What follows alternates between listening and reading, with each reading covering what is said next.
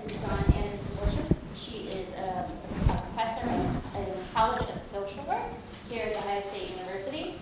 She's a licensed independent social worker, and she also holds a courtesy appointment in physical activity and educational services here at Ohio State College of Education and Ecology.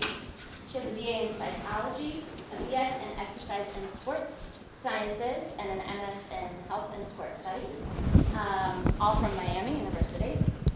She also holds an MSW and PhD from the University of Utah, and her primary research interests focus on positive youth development and school-family community partnerships in various social settings, such as at school, after-school programs, and youth sport. Her secondary research interests include exploring how school, family, community partnerships maximize school and community-based resources for learning and healthy development, especially in communities serving vulnerable children and families.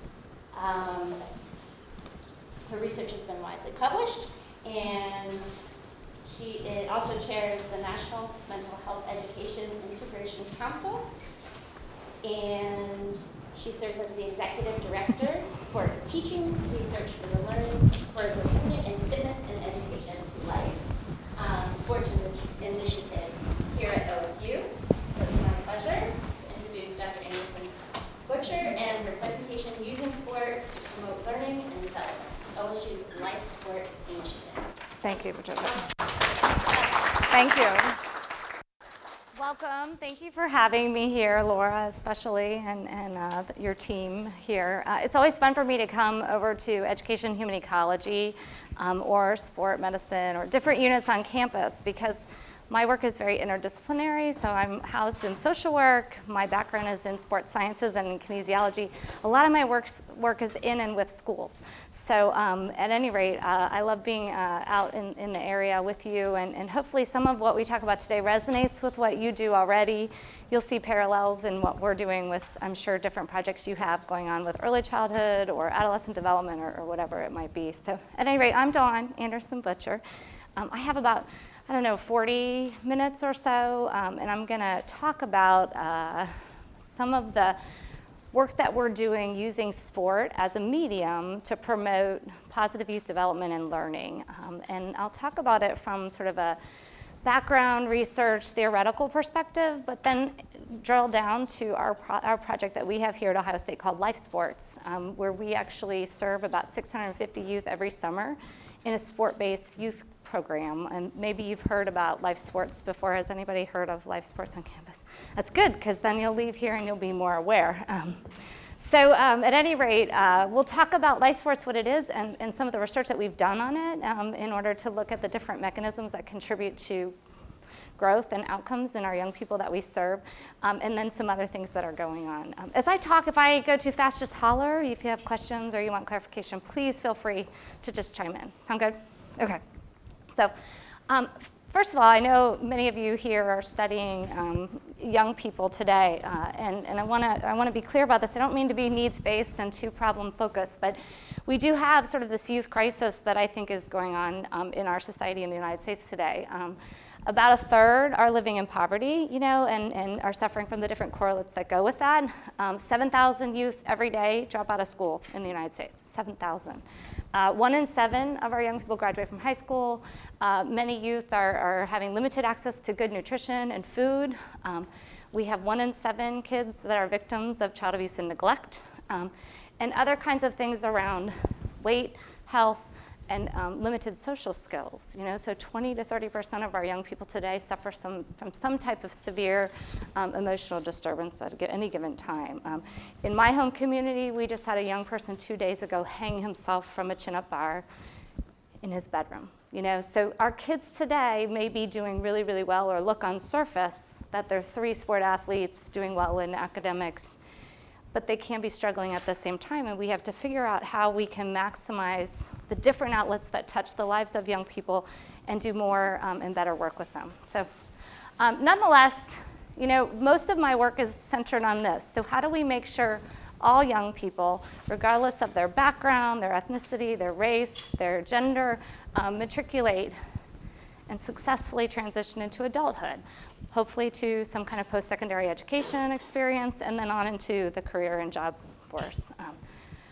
So if we back that out and we start looking at the literature from an ecological perspective, we begin to look at all the different factors and influences that contribute to positive outcomes or negative outcomes for young kids.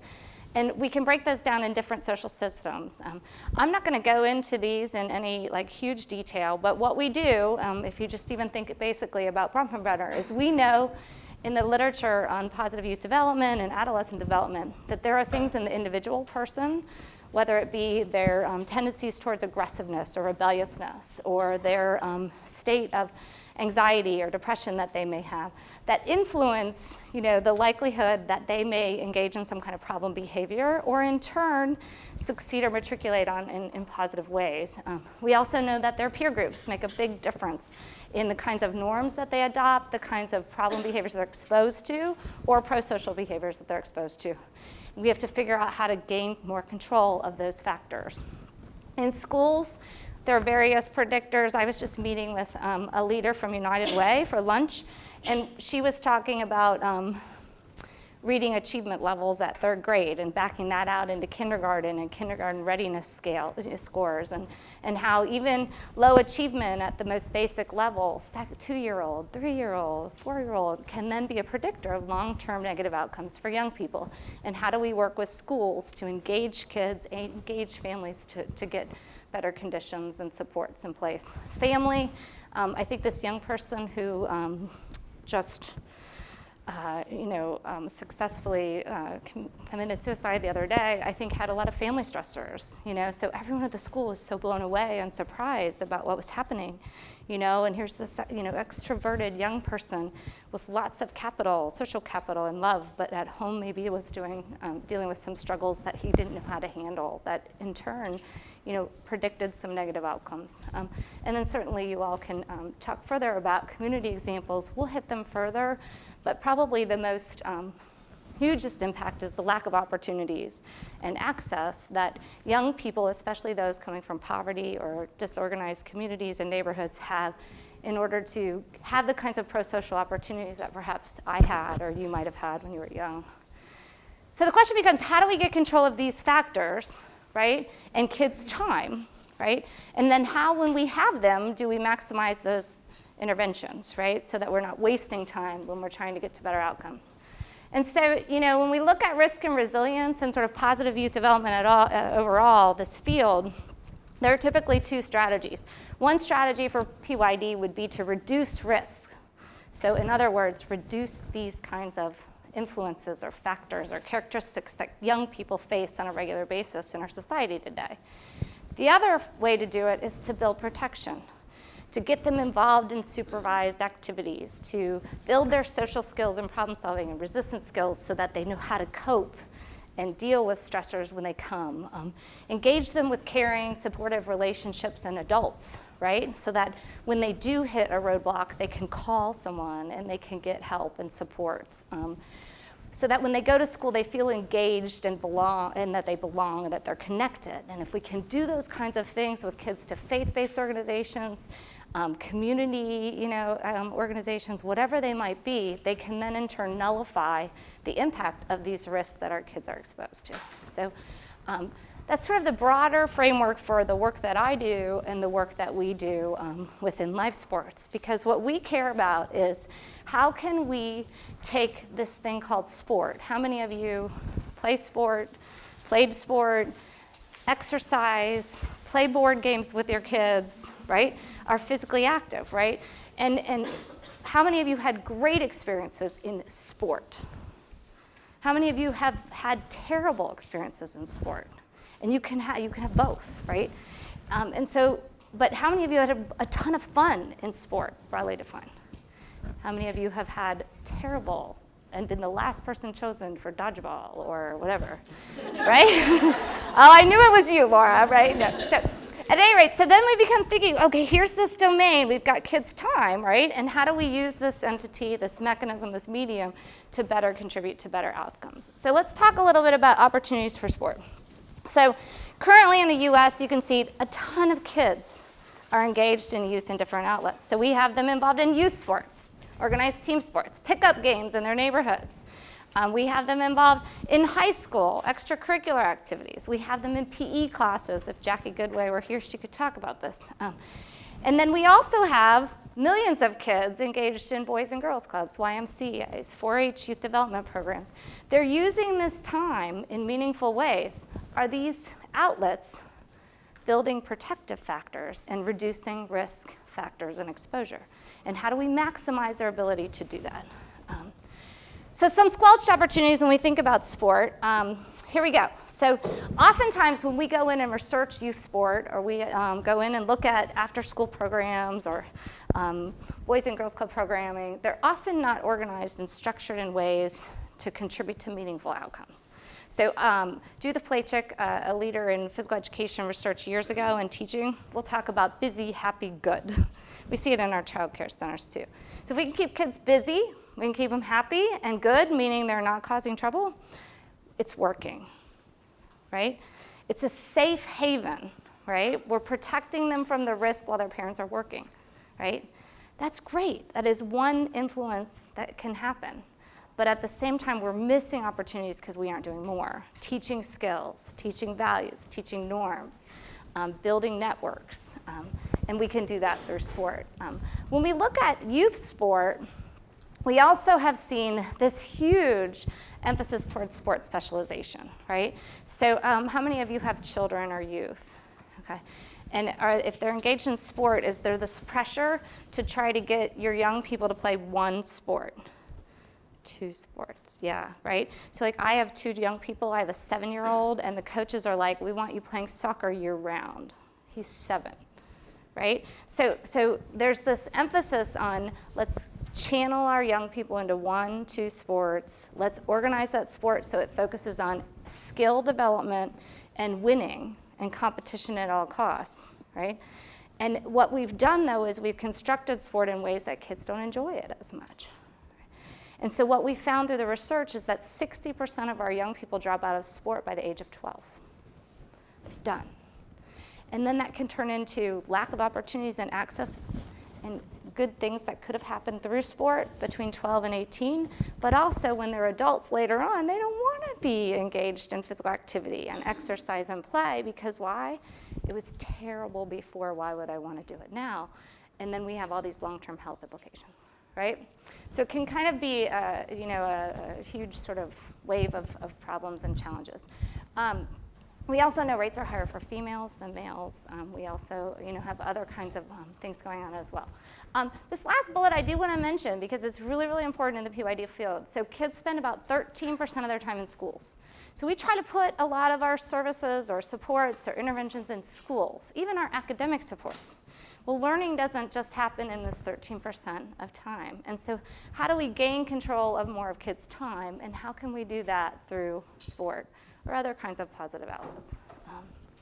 We do have missed opportunities as well. As I'm sure many of you know, youth living in communities characterized by poverty have a lot less access to quality programs, space for play, safety-related issues that deter their ability to be involved in these kinds of activities, and a lot of other challenging neighborhood risks and norms that are anti-involvement in pro-social activities. So for our young adolescents, they may want to join a sport team and be a Turpin Spartan, which is what I was, right? But they may want to join the Crips or the Bloods, right? And they're going to get their identity, their cultural identity, their sense of belonging either place, right? And we have to have different kinds of influences and opportunities that can negate the anti and promote the pro. So, and you can see there at aging is also important. So when we talk about sport, we think, okay, there's all these great potentials, right? And we know through our research that for the most part, when kids and young people do participate in sport, they do experience great physical benefits, right, in terms of their cardiovascular endurance, their bone health. I can go on and on about that. They also experience, you do too, right, mental health related benefits around decreased depression, less anxiety, more enjoyment, more quality of life. We see social, emotional, and also some cognitive benefits too. As kids have been involved in sport, different types of sport-related programs, we've seen some academic benefits as well. Some of the mechanisms for which have done that or have been identified in the literature are these ideas about having connections to a group, maybe feeling a sense of belonging and attachment, right, to some other kind of entity, meaning your school or your club or your team. Being around peers that are like you, who are also engaged in positive activities. And then how do we have member structures where there's some kind of like older kids helping younger kids and younger kids helping even younger kids, or families and adults of parents of your other teammates supporting you in your structure as well. And then there's more evidence coming about around sport-based positive youth development. So when we take these kinds of approaches with sport, and we design sport in a way that it strategically teaches a social skill, or it strategically focuses on adopting of pro-social norms, or it strategically works on building cooperation or values, that we can redesign it and we can restructure it, and it does make a difference, and we get better outcomes than if we were just doing regular sport in general. When we look at this, however, we do have situations where some kids engage in sport and they increase their problem behaviors, right? And some kids engage in other kinds of sports and they reduce their problem behaviors. So for example, we know some of the kids that participate in football, some of the research in wrestling has shown that these kids actually, through their participation, pick up antisocial norms sometimes around drinking and binge drinking and substance use, right? So not all sport works the same, right? And it's really important to sort of begin thinking about how we construct it in meaningful ways, and in meaningful ways that make the difference in the lives of our most vulnerable youth. And that's what we try to do with life sports. When we look at the literature at large, in sport-based positive youth development, what we found is that most of the research that's out there right now is qualitative, right? So they've had kids do narratives, they've done interviews with young people, they've talked to teachers or staff or college students who work in these programs, and they've tried to, develop more a deeper understanding of the experience of sport-based positive youth development and how it contributes. There have been very few programs or sport-based youth programs where they've looked at kids longitudinally. A lot of the work is done in cross-sectional frameworks. So if we don't do longitudinal work, we can't look at developmental growth, and we can't look at the different factors that contribute to it. So there's a big hole there, and we need to start exploring it more. The other thing is a lot of the research is about caught, not taught. So they'll say, hey, sport, when kids participate in sport, they have this wonderful new teamwork skill or social skill. But what we found is that we don't really understand what the sport was or the intervention was that they got. Was it because their coach was amazing and really autonomy supportive and emotionally supportive? Was it that their peer groups really were very, very strong, and the network that surrounded them from that adult mechanism made the most difference? And so we have to start beginning to understand more of what happens in this medium so that we can get a better idea of how to design these programs so that they can make more outcome. There's measurement challenges, obviously. I know most people in the room here do education research, so you know about those. A lot of it's translational too, and happens in the teaching and learning. Very little research has been done on youth of color and kids living in poverty who oftentimes need these kinds of programs the most. And we have a preference that we want to do that. And then also, finally, the impact of summer programs on both retention of health-related indicators such as weight and body mass index, or even cognitive, maintenance of their academic reading or things throughout the summer is really important. And we don't know a lot about their nutrition and the things that they have in the summertime, too, that we need to gain more control over. So at any rate, that brings us to life sports. So let me give you a little framework of how this started, and then we'll talk about the intervention and program at large. So life sports at Ohio State, Learning and Fitness and Education Through Sports, is an initiative here. And we actually have three broad components now, one of which is a research component that I'm going to talk about today. The other is a teaching and learning component. So how do students in sports sciences and social work and education, in teacher ed and public health, in medicine, better use these mediums to support kids, right? Or how do they learn how to work with young people of color or young people from diverse backgrounds by having experiences in these situations? And then the third is a service and outreach agenda. And what that serves as is our laboratory, right? So we're serving 650 youth in this sport-based youth development intervention, but it's our lab for where students can learn, researchers can test new ideas, and we can research and find out some of these answers to the questions that I just set the stage for. So what happened is at Ohio State and on campuses across the country, since the 60s, there had been an investment from the federal government to do sport-based programming at universities. And this was actually a federal policy solution to the race riots in the 60s. So they thought, let's bring the poor kids from the inner cities to the campuses, right? Plop them there and supervise play, sport, i.e., and hopefully that will change these dynamics or at least control the behaviors so that the kids are busy, happy, good, right? And not causing conflicts and riots on the streets, right? It's an interesting policy decision. Millions and millions of dollars were put into the federal budget in the 60s in order to do this work. I was at the University of Utah. There was an NYSP program there. You may have been at different institutions, but there were hundreds of them, probably 150 of them at one point in time. So Ohio State had an NYSP program, and it was one of the largest in the nation. It was ran by athletics, okay? And what happened over time is that they, as an institution, NYSP, had not done a very good job of evaluation and research. So they had no outcomes to demonstrate that this huge federal investment was making a difference in the lives of the young people that were being served. And if you would go watch it, which I used to do, you would see busy, happy, good. You would not see structured play. You wouldn't see skill development in terms of sports skill development.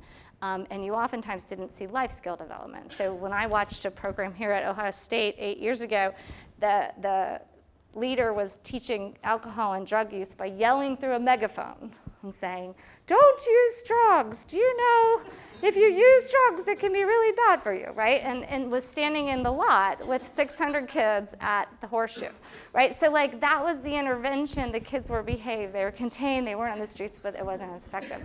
So at any rate, athletics, which was amazing at this time, had a leader named Jerry Davis. He's still there now, and he's their director of camps, and he's a really strong partner of mine. And without him and a couple other lead people, including my dean, we wouldn't be where we are today. But at any rate, so Jerry was charged with, hey, do we get rid of it by our AD, Gene Smith, or do we keep it, you know? And if we keep it, what are we going to do with it? Because we're Ohio State. We don't just do crappy programs, right? And so at that point, Jerry actually outreached to different units on campus, got a hold of my dean. We were sitting in social work doing research and teaching and learning around sport-based youth development, but didn't have a program, right, to test and look at kids with, right? And he needed support and leadership to develop and hone his program so that we could get to better outcomes and do something great, right? So we wrote one of these little outreach and engagement grants. I know people do these, and usually they don't necessarily like matriculate into anything.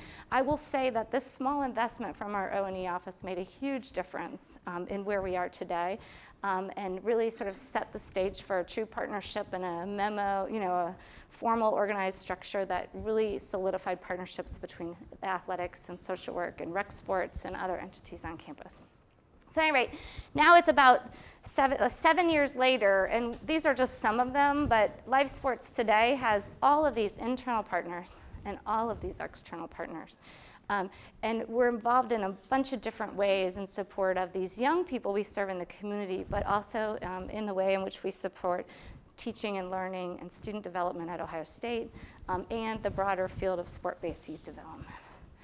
So with that said, I may need your help, Eric. I'm going to show you a quick video to show you Live Sports really quick. I may need help. Sorry. Okay, so if I go here, Just anywhere. go down here. There it is. Okay.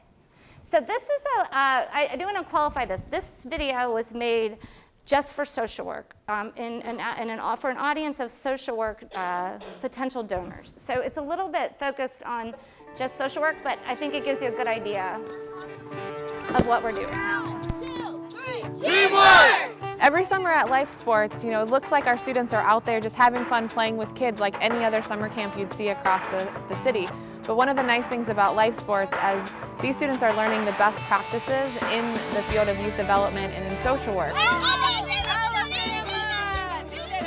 First, I wanted to welcome you all to the Life Sport Soccer Clinic. About 600 to 700 kids participate during the summer camp portion. And then through the 6 outreach clinics throughout the year, we'll have anywhere from 30 to 100 kids.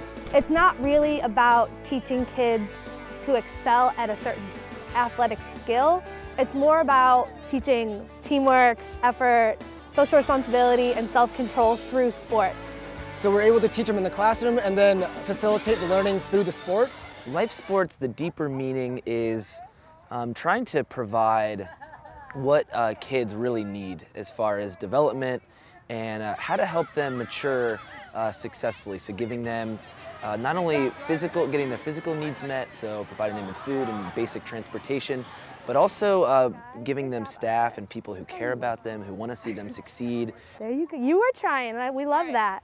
And who are going to support their goals and their desires to go to college. All right, I like that. To have successful lives, to have a family and to have good friends and to choose to do good things in life. And so that's what Life Sports is really about, is providing the structure and the framework to let kids do that. Let's go, guys. Nice effort. At all, we're creating relationships here, and these are long-lasting relationships. I'll give you a story. I've been here for 12 years now, and the thing that keeps you going, and I'm sure it'll be the same thing that keeps our College of Social Work people going and making them come back year and year after graduation is even done, is getting those letters in the mail about high school graduation, or getting those letters in the mail, or people, or some campers calling you saying, hey, I'm up at Easton, I want to introduce you to my mom or dad. Little stories like that is what keeps you going. We have a lot of employees who stayed with us after graduation, so it's not like babysitting at all. It's not like a summer job.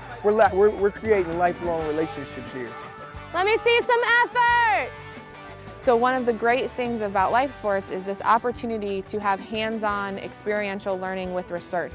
Not just talking about it in the classroom, but actually going out and implementing it and then seeing it all the way through the process of improving practice in the field. Our Life Sports counselors are the future social workers that are heading out to work in nonprofits across the city, across the nation, and hopefully internationally to work with these underserved youth and hopefully end or help to end the cycle of poverty that many of our families face on a daily basis. 1, 2, 3. 1, 2, 3. Let's go! Let's go back to the water. Yeah, where's the water?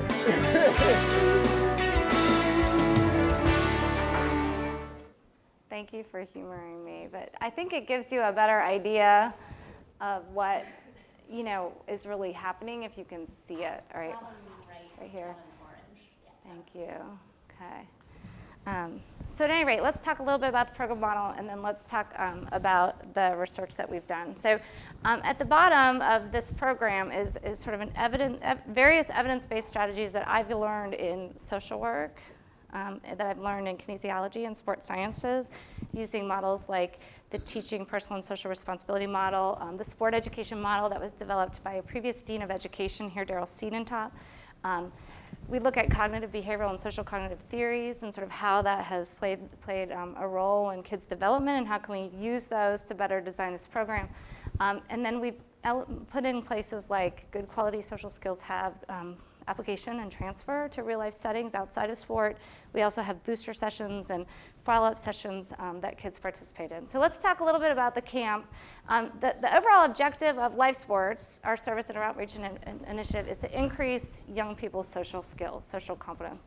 We specifically focus on sets, self-control, effort, teamwork, and social responsibility. You saw those in the video. We also are very interested in engaging these kids through a sense of belonging, connectivity. We want them to be connected to Life Sports. We want them to be connected to Ohio State. We want them to be connected to the adult leaders, myself, whoever it is that they may interact with, because we know through the research it's a really, really important protective factor. Our secondary objectives, right, contrary to what some people think, are athletic skills. So we're a sport-based camp, but it's secondary to us whether the kids learn how to play lacrosse or learn how to pass the soccer ball with the right technique, right? Or that they understand the tactics in play in lacrosse.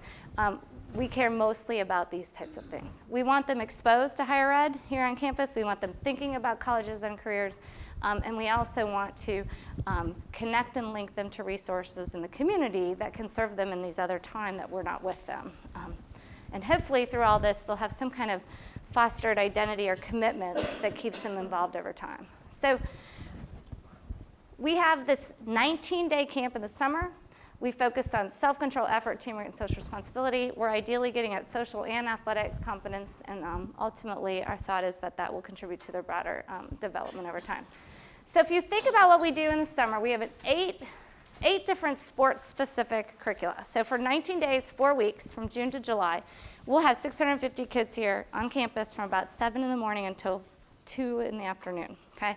Each day, they'll be exposed to 3 sports and 1 Chalk Talk, which is a play-based social skill curriculum focused on the sets, okay? When they're in the sports, right, they're learning about the cues for soccer. They're learning how to pass, dribble, do defense, shoot, but they're being reinforced not just for the application of the cue for soccer, but also for the demonstration of sets. Make sense? Okay. We have, in addition, kind of a behavioral reinforcement component. Everybody know the Buckeyes tomorrow. Hopefully they'll earn a lot of stickers on their helmets. But we have buttons that we give out that are in alignment with what our football players get on their helmets that say SETS, self-control, effort, teamwork, and social responsibility. And our leaders give out about, I counted it one day, I think it's like almost 1,000 buttons a day in some way. Yeah, so this is another research question we should have, right? At any rate, if you want more information on the curriculum, please let me know. The other thing we do is we have a 1-day health physical registration day. We do about 400 health physicals free. I say we, sports medicine and nursing does it. And we also have identified a lot of different risk factors and things during this day for kids' health-related concerns.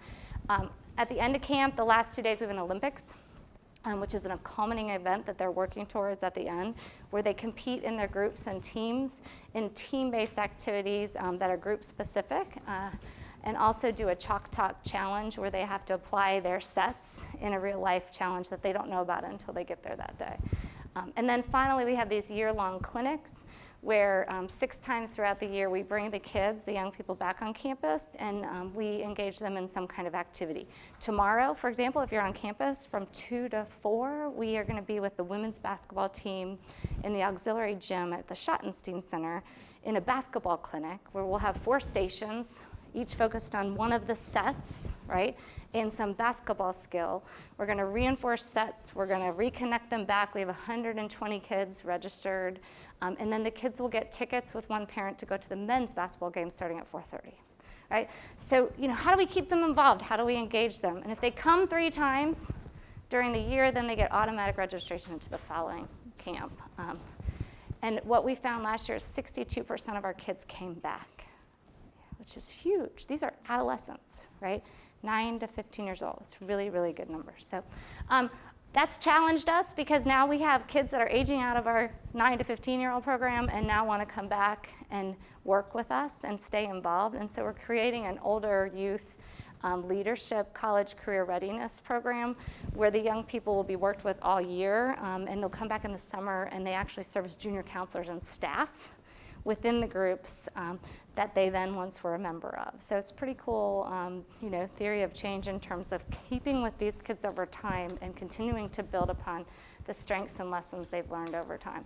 I've told you a little bit about that. I'm going to skip it. So let's talk a little bit about evaluations. So in the early years, again, limited budget, right? So I don't have a ton of $1 million grants to this work. I kind of beg my dean every once in a while for a few things. And try to find funding in different pots of money and could do more, but at any rate. So these are some basic satisfaction kinds of things that we've done with the kids where they'll tell us that they've enjoyed, that they've learned things at life sports, that they get along better because they've come. And these things our donors love, right? So when I show them growth charts, they don't understand them. They want to know that 90% of the kids said that they learned, that they want to go to college because they were interested in life sports. So at any rate, here's some other evaluation data. We've looked at kids' perceptions of competence, pre and post program, right? Basic program evaluation. Our kids come in, they think they're amazing football players, right, and basketball players, and so we don't see a lot of growth there in those particular areas, but in some of the non-traditional kinds of sports, like lacrosse and swimming, you know, the number 2 accidental drowning is the number 2 cause of death for kids in the inner city. So we want to teach them swimming. Our student athletes here on campus teach them how to swim. So very, very cool component. You can see some growth indicators there. We also have looked from program evaluation perspective at changes in sets from pre, mid, and post. And from the eye, you know, been able to show and contribute to some different growth across the course of the program. Last summer, we did pacers. Those of you in sports sciences, do you know what a pacer test is? This is like a cadence test. You put like a cone here and a cone here. And the kids have to keep up with a beep. It's like beep, and then it goes beep, right? And you have to get to the other cone by the beep, right? And then you got to turn around and get to the next cone by the beep. But if you break cadence, that's when you end your laps, right? And it's this indicator, pretty nice indicator or field test of your cardiovascular endurance. So we've seen some good growth in our kids in relationship to that as an indicator of their participation pre-post camp, right? And then within our youth leadership program, we've looked at, you know, kids' leadership, responsibility, accountability, some of the things we're trying to target there, and been able to show from a program evaluation perspective some nice perceptual changes, some objective changes too. So here's some things about the research. So, you know, within the research that we've been doing, think about what we have. So we have a pre and a post over a month, okay? But we have a pretty intensive design. It's about 7-8 hours a day, right? And for the last 7 years, we've been honing and tweaking that design to get stronger and stronger, more powerful. So each year when we do our research or evaluations, we take that data, we feed it back in, and we're designing and creating a better, powerful program to get to the outcomes that we want to. Okay, does that make sense? So as we go through this, think about it that way in terms of an iterative process, but then also think about it in relationship to, okay, I've got these data, and I have, as a researcher, the ability to sort of throw in some variables that I'm interested in that can measure mechanisms, right? Because remember, we don't know a lot about what works in sport-based positive youth development. So I'm real interested in social relationships. So how does relationships with peers make a difference? How does my sense of belonging and connectivity to my peer group or to life sports in general make a difference? How does my interaction with the leader, my counselor, make a difference for how I grow in terms of the outcomes that I'm experienced to? So this was a study we did a few years ago. We had, after cleaning the data and sort of getting through permission and whatnot, we had about 287 kids. Well, we had 200. You can see here, very diverse group of young people. This is our life sports clinic for volleyball. So those are the volleyball clinic girls. It's just neat. So what we did here is we were looking at measures pre-post, things that we care about, our sets, essentially, right? And then we also were measuring belonging, right, as kind of our primary variable that we were interested in looking at. And we were using latent growth curve modeling to examine that change, right, from pre to post, and what kinds of factors and influences contribute. A, is there a change? B, do these things make a difference? So I'm not going into huge detail here because I want to tell you guys a lot more, but essentially what we found is, in this particular case, the only variable that really changed was more of the social responsibility, kind of our final culminating factor that came at the end. The interesting thing here is that there's huge standard deviation, variability in the changes that individuals have. And when we look at that data further, what we were able to find is that the kids that come into the program with the poorest social skills sets at the beginning seem to grow the greatest, right? So we're making a difference in terms of growth for the kids that need the program the most. And we've been able to show that somewhat within these kinds of analyses. Does that make sense? Which is what we want to do within life sports. So then we looked at sort of pre-scores and post-scores, adding in the belonging component to distill whether this factor actually makes a difference in change in that growth variable. And we're able to show that in some of these analyses as well within growth curve analysis. So again, we're testing to try to figure out what it is that's going on, so that if we're going to design sport-based youth programs at After School All-Stars, we're going to focus on belonging, right? Because we think in the end it's going to contribute to better outcomes, social outcomes, okay? So this particular study, we were looking at belonging and the relationship with these coaches and leaders. And we looked at two variables in particular: autonomy support, this idea that we give kids choices and decisions, kind of have a say in what goes on. A lot of times kids are done to in our social settings today. A real important part of our learning and research is that kids need to feel like they have some autonomy, some independence in it, especially older youth, right? Especially people, I don't like it if people tell me what to do. And then the other piece was emotional support. So do you feel like that your leader cares about you? Are they supportive of you? Would you go to them for help if you needed it? And so this year we had a little bit better data come out. And by the way, we have like 6 parents last year decline participation in the research, which is unheard of too. So parents and families are really connected to what we're doing too and see the value in the broader initiative. But there's the variables if you're interested. Here we were looking at kind of a combined measure of sets called the Social Sports Experience Scale. We used HLM. And essentially, I don't want to go too far. I was most interested in belonging, right, as this factor that predicted growth and change in social responsibility, and we're finding it. When we look at autonomy supportive behaviors and leader support, which is more that emotional support, we really found a lot of support for the autonomy supportive perceptions that the young people had, not so much of the caring, loving part of it, which was very interesting. But then when we did some interaction work, we saw some interactions with belonging and emotional support in particular. And what we found is that when kids come in with the lower emotional support, or they perceive less emotional support, if they have belonging, it ends up being okay. So, I have this full paper if you want to see it, but it's kind of an interesting way to think about. We as adult leaders, we do a bunch of different things to connect with kids. We are teaching. Are we good instructors? Do we give good feedback? Do we give good love and caring and emotion? Do we give kids choices? Do we help them feel belonging? And which ones of those things do we do that make the most in this particular setting? We're trying to tease that out. In order to look at this a little bit more too, we did some work with parents. In this particular study, this was a master's thesis by one of our doctoral students who's now the head of research and evaluation at Girls on the Run. Has anybody heard of Girls on the Run? Yeah, so Allie's there now doing some of this work. But at any rate, she did interviews with parents. So again, we were trying to get at mechanisms. So what do parents think these mechanisms are? And they told us things that we kind of suspected from the risk and resilience literature. You can see those there. But we also asked them about mechanisms and why things work.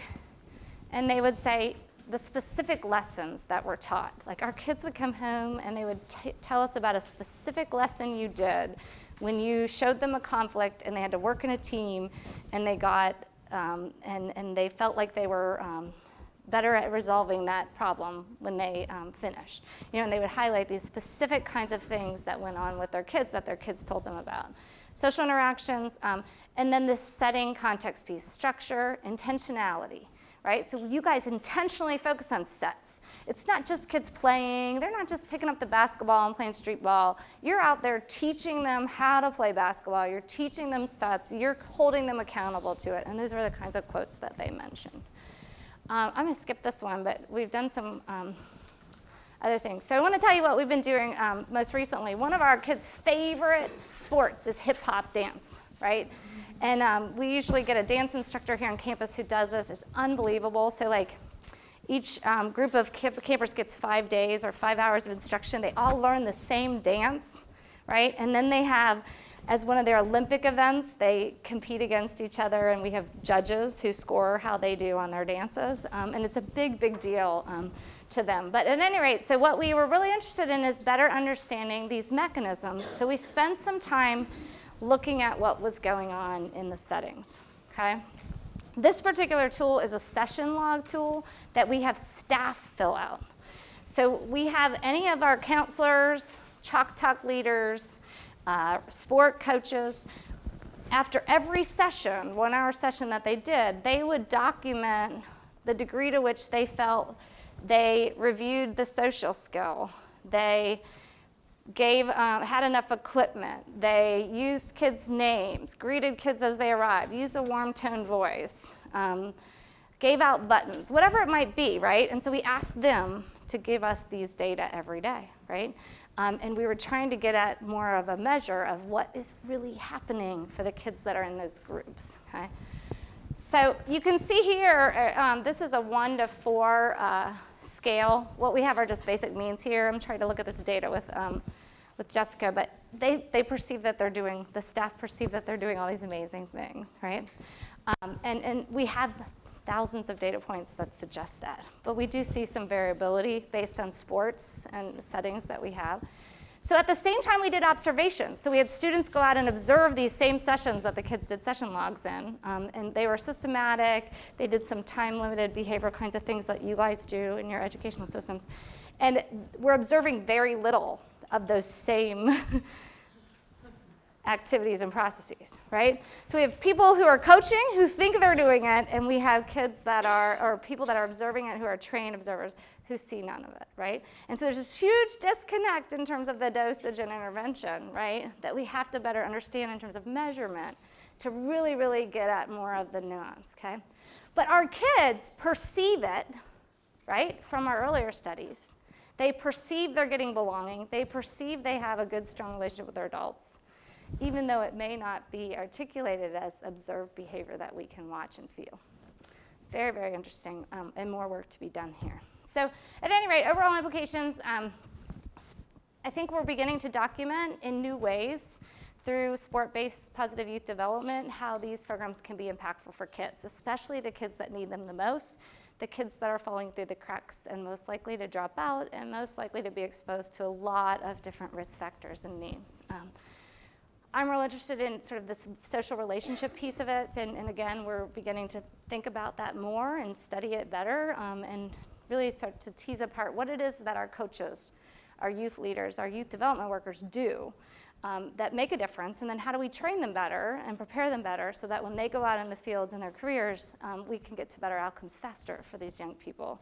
And then we've also been able to show that the kids that come to our program who need it the most, you know, really can benefit the most, which is kind of the opposite of what we do with sport today, right? And so, you know, hopefully we'll be able to do some work around this in terms of awareness building for others as we think about the true value of sport, not just for winning in competition, but for kids' development overall and the contribution to them and their learning and transitions to adulthood. Certainly there's limitations in the research that we're doing. It's translational, right? It's quasi-experimental. We're out in the field getting our hands dirty. We don't have control over all of the intervention. We're lucky in some ways because we do have a more contained research environment for ecologically based research, but it's not an RCT controlled trial, right? And there are limitations with that. And certainly we could do more there. The other thing that I have are these kids that are repeaters, right? And I have them in my data set. Over time, I have no money to do that work, to follow them and see what's happening. So, you know, hopefully in the future we'll be able to think about these kinds of data as pilot work, right? And that could help us set the stage to do some more meaningful research that really addresses other gaps that exist too. You could think about implications, but ultimately, if we tweak these things, redesign sport, we can make a lot more difference and impact for young people. And our work here in life sports hopefully can help push that idea forward, both locally in the state of Ohio and nationally, given what Ohio State can do in terms of athletics. So.